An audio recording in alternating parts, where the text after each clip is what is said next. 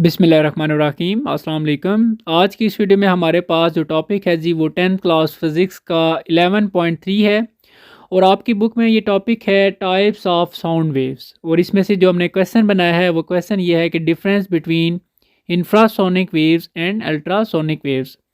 तो स्टार्ट करने से पहले जी आप वीडियो को लाजमी लाइक किया करें, इससे मुझे थोड़ा सा ये मोटिवेशन मिलती है कि आप स्टूडेंट्स जो है वो मेरी वीडियोस को लाइक करें। इट्स मीन मुझे मज़ीद जो है ना वो लेक्चर्स अपलोड करने चाहिए, ठीक है। बाकी लाइक से ना तो मुझे कुछ मिलता है और ना ही शायद आपको कोई फ़र्क पड़ेगा, लेकिन थोड़ा सा एक मुझे आइडिया हो जाता है कि हाँ जी जो मैं काम कर रहा हूँ वो आप लोगों की ज़रूरत है और मुझे मज़ीद काम करना चाहिए।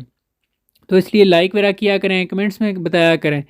तो चलें जी अभी हम स्टार्ट करते हैं, डिफरेंस देखते हैं इंफ्रासोनिक वेव्स और अल्ट्रासोनिक वेव्स कौन सी होती हैं।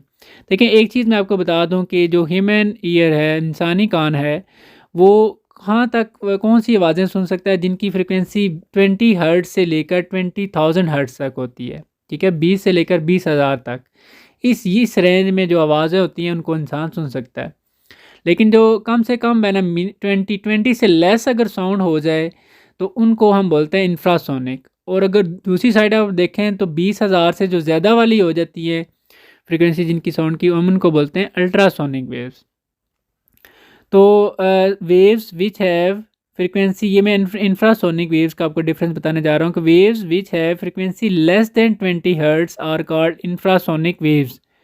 और अल्ट्रासोनिक वेव्स कौन सी होती हैं? वेव विच है frequency greater than 20,000 hertz are called ultrasonic waves, ठीक है ना। तो ये हमारे पास एक रेंज होती है 20 से लेकर 20,000 तक। अगर 20 से लेस हो जाए तो वो इंफ्रासोनिक वेव्स में काउंट हो जाएंगी, और अगर 20,000 से ज़्यादा उनकी फ्रिक्वेंसी हो जाए तो वो अल्ट्रासोनिक वेव्स हो जाएंगी। उसके बाद जो दूसरा पॉइंट है वो इनके यूजेस के बारे में है कि इंफ्रासोनिक वेव्स कहाँ पे यूज़ होती हैं।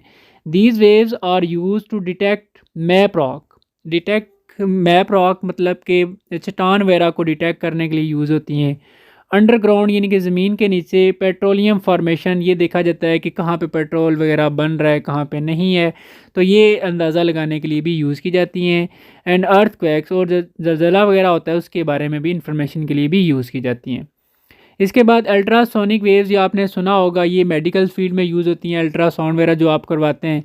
तो these waves are used in medical field, ये मेडिकल फील्ड में यूज़ होती हैं for examination of internal organs of patient. तो मरीज़ जो होता है उसके जो इंटरनल ऑर्गन्स होते हैं जो बज़ैर हम नहीं यानी कि देख सकते, हम उनको स्टडी नहीं कर सकते, उनको उनके लिए ये वेव्स यूज़ की जाती हैं, जैसे कि आप अल्ट्रासाउंड वगैरह करवाते हैं। तो ये हैं जी दो पॉइंट जो कि आपकी बुक से जो है ना मैंने लिखे हैं। तो आप जो है ना जी कमेंट्स में और लाइक्स करके बताया करें ताकि मुझे भी थोड़ा सा अंदाज़ा हो कि आपको मेरा काम जो है ना वो आपकी ज़रूरत है, तो मुझे मज़ीद काम करना चाहिए, ठीक है।